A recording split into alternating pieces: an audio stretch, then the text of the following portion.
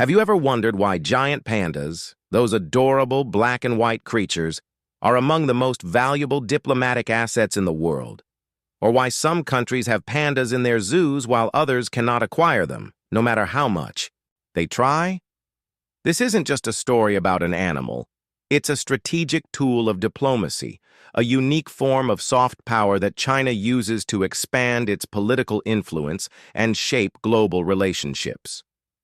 If you think pandas are simply cute and harmless creatures, you may be surprised to learn the deeper truth behind panda diplomacy. Let's uncover the truth right now. If you enjoyed this video, don't forget to like, share, and subscribe to the channel so you won't miss any fascinating stories. For centuries, pandas have been symbols of peace and prosperity in Chinese culture. As early as the Tang Dynasty, China gifted pandas to Japan as a sign of goodwill. However, in the 20th century, China realized that pandas were more than just cultural icons.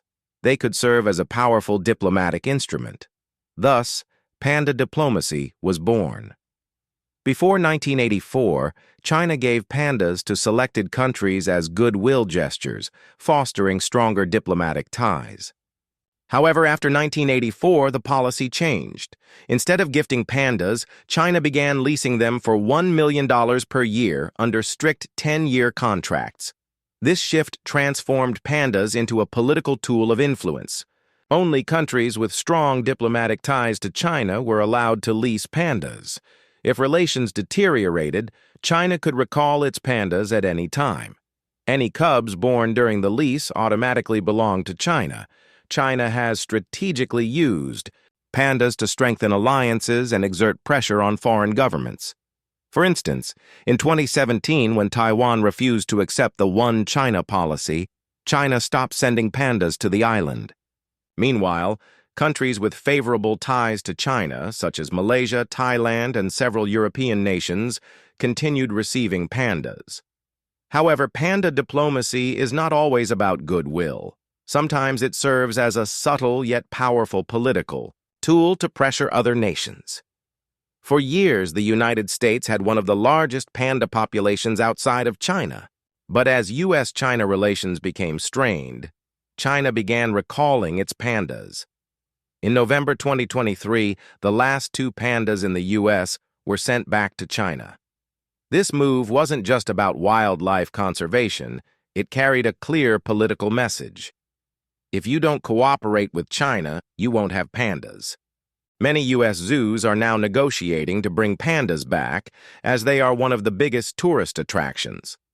Similarly, in 2023, the Edinburgh Zoo in the UK returned its pandas after the lease expired, reflecting the cooling relationship between China and the UK.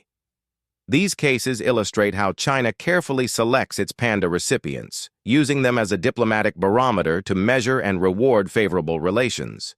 Few people realize just how expensive it is to care for a panda. Hosting a panda can cost up to $1 million per year in food and medical care alone. Each panda eats 12 to 38 kilodars, 26 to 84 lbs of bamboo daily, and since bamboo is difficult to cultivate, many zoos must import it from China. They require highly controlled environments, including temperature-regulated enclosures and designated play areas. All medical treatments must be supervised by Chinese experts. Due to these high costs, some countries have returned their pandas. In 2019, the San Diego Zoo, USA, returned its pandas due to financial constraints. The Adelaide Zoo, Australia, is considering returning its pandas, as the costs are becoming unsustainable. Given these developments, one major question arises. Will pandas continue to serve as a strategic diplomatic tool for China? China may further restrict panda leases, offering them only to politically aligned nations. Some countries, including the U.S. and Japan, are investing in panda breeding programs to reduce reliance on China. Panda conservation could evolve into a larger geopolitical issue, influencing future international relations. One thing is clear. Pandas are far more than just cute animals. They are key players in global diplomacy. Is panda diplomacy a brilliant strategy, or just another way for China to expand its influence? Share your thoughts in the comments. Don't forget to like and subscribe to help me reach 1,000 followers.